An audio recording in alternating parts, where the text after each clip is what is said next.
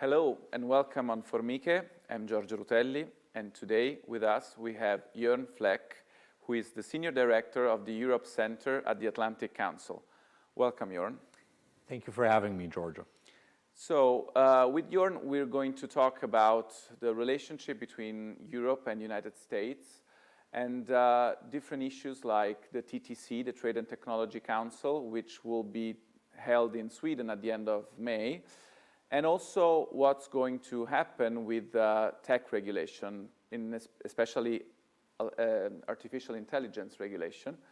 So let's start from European and American relationship after the G7, which has just taken place in Japan. How are things going in the transatlantic field? Because we do know that Europe and the United States have gotten very closer than they were before on the Ukraine crisis, on Russian invasion of Ukraine. There have been some, new alignment on China. But how do you feel from the United States this relationship evolving?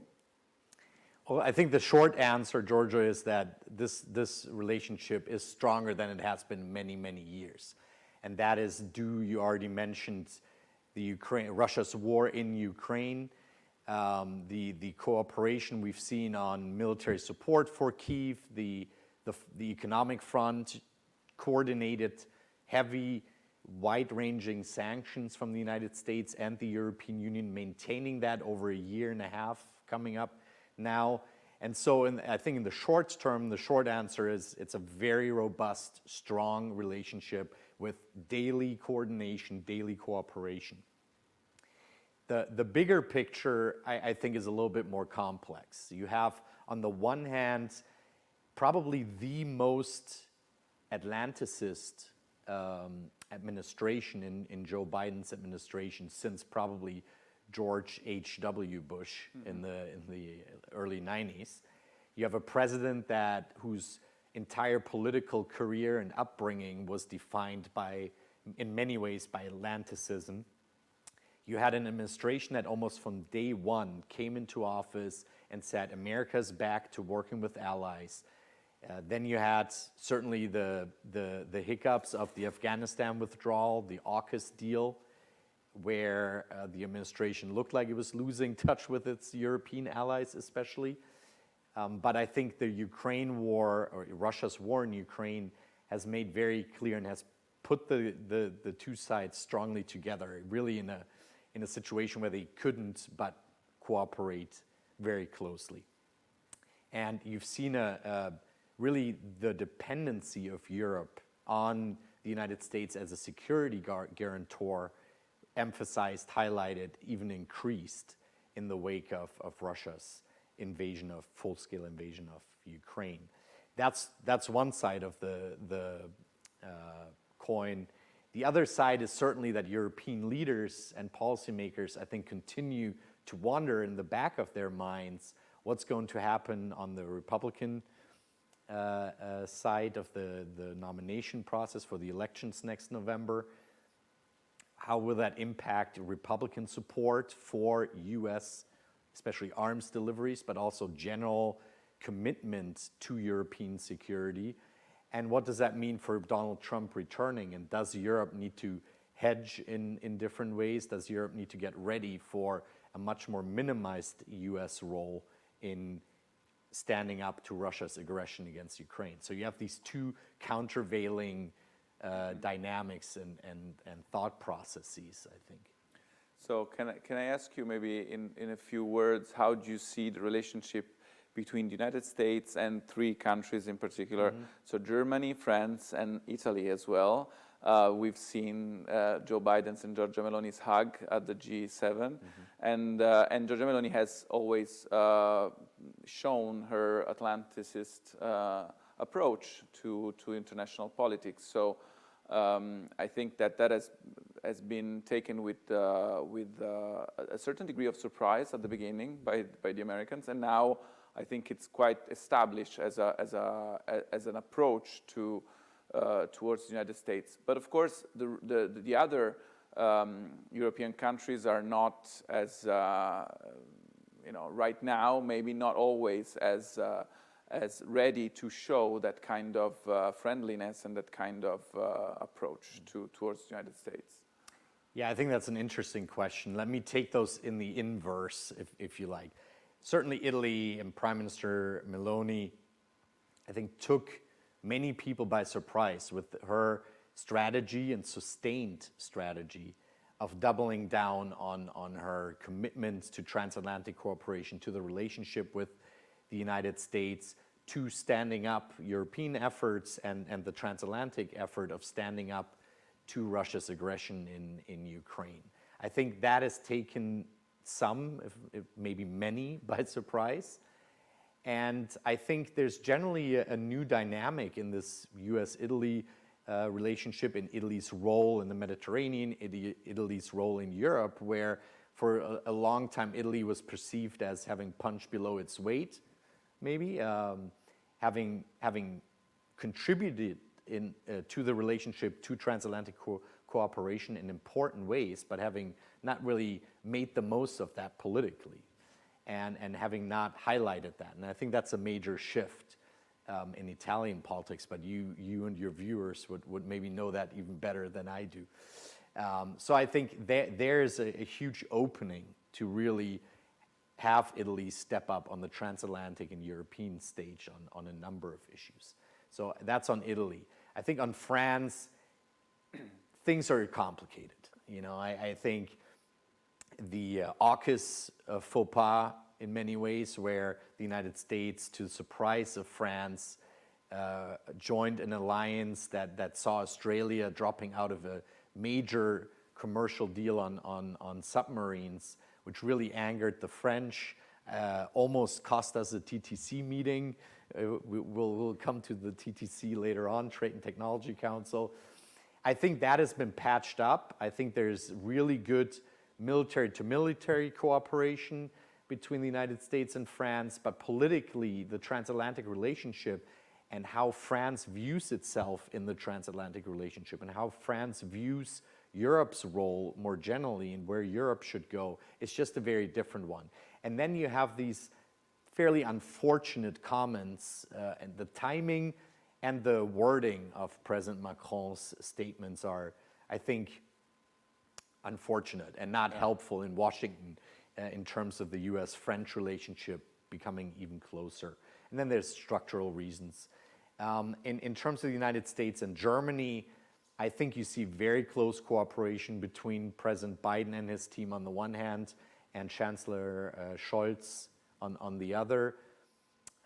Part of that is, I think, this White House has made a decision that Germany is going to play a major role on where Europe writ large goes. That has to do partly with the team that President Biden has around him, where there's some key figures that know Germany really well. And then there's the realities of Berlin's political and economic influence in Brussels on the continent, where I think there's been a conscientious decision to nudge Germany slowly but carefully into the right direction. But I think on Ukraine especially, there's been really good cooperation between Washington and Berlin. So another of the issues that are quite thorny is the relationship with China. Of course, we do know that in the case of Europe, there's not a common position towards China. In the G7 and also in the final declaration of the G7, we have seen definitely a shift a little bit towards the position of the United States regarding the approach to be held with China. Do you think that the United States might push even further its European allies towards the approach towards China? China is now retaliating against the United States and its companies. The Micron ban this has been decided in these hours. So I think that the situation is heating up between these two blocs. And I think that it looks a little bit like Europe, it's the time to decide which way to go. There will be resistance, but do you think that In the US, there's patience for this resistance. There's the understanding that these processes take time, or there will be a bigger push in the coming months?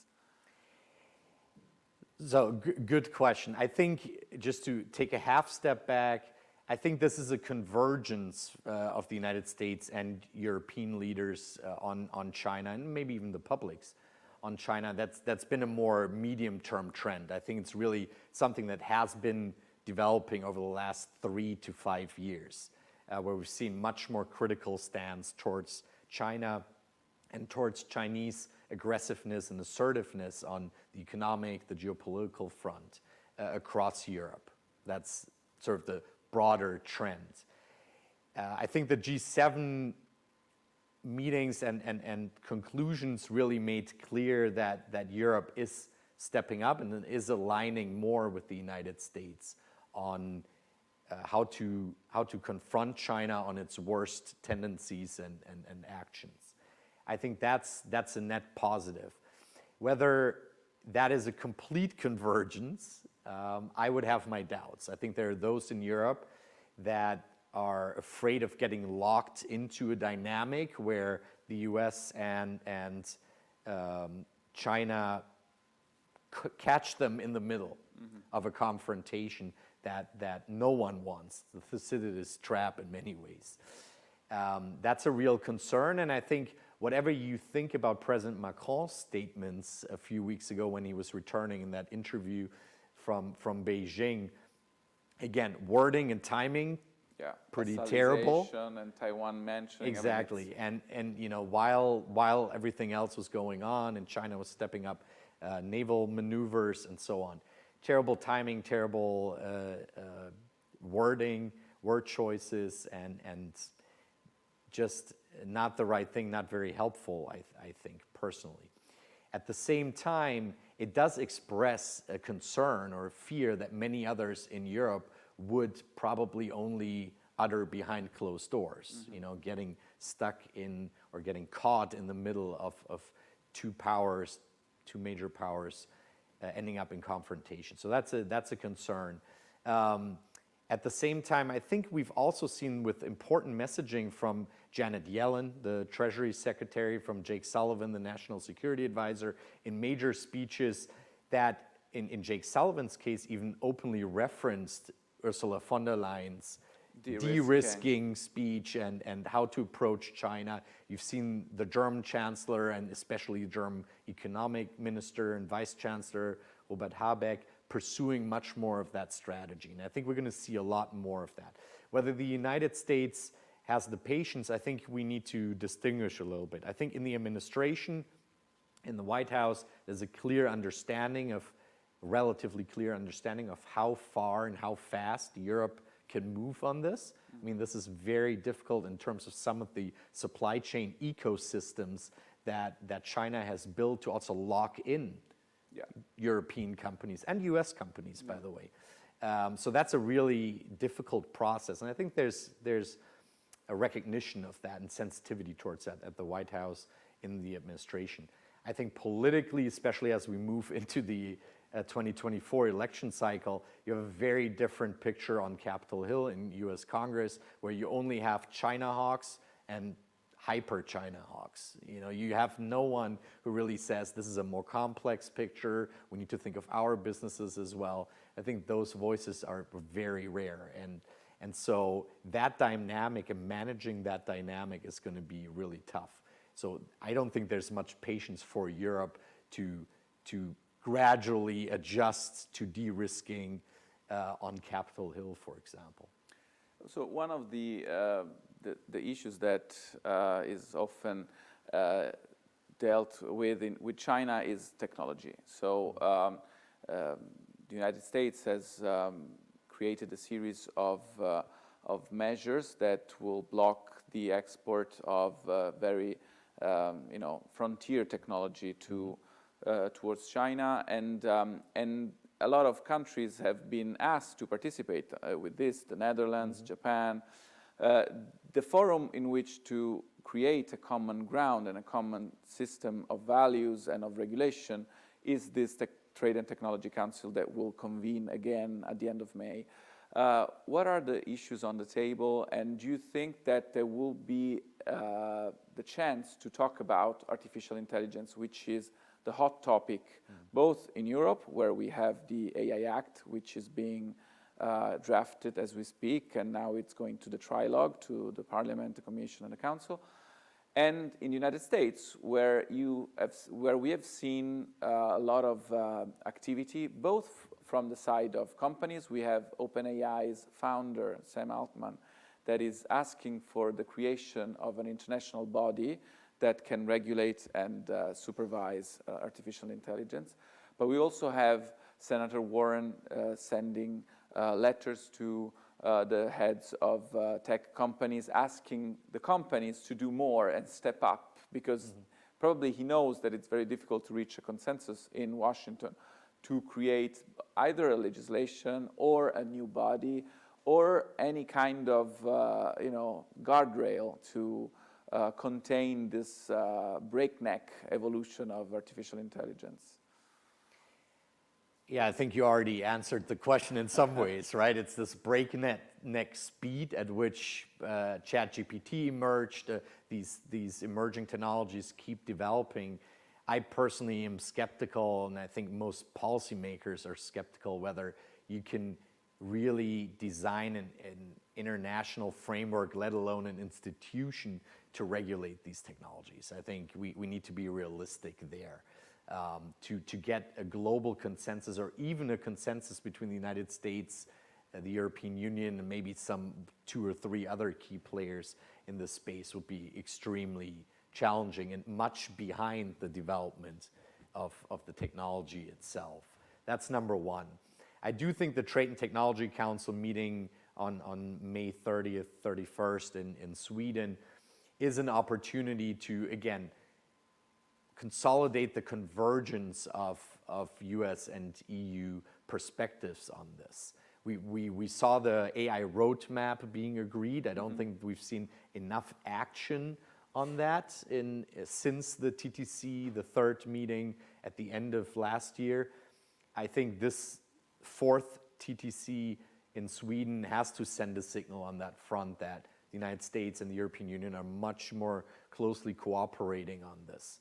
And the AI Act, I think the EU has made clear, as we've seen with major pieces of digital and tech regulation previously, that the TTC won't be a forum for US-EU discussions on the specifics of existing draft legislation. So and that doesn't mean that behind doors, closed doors, or on the sidelines, that there won't be discussions about here are some of our concerns or here's some of our perspectives. But I don't think we should think of the TTC, and that's maybe where some of the disappointment comes from in terms of different expectations. We should not think of the TTC as a forum for negotiation on these details. Or at least Europe will not accept that definition of the TTC. Okay, thank you. So thank you to Jörn Fleck, and thank you for our viewers, and we'll hope to see you soon on our future interviews. Thank you.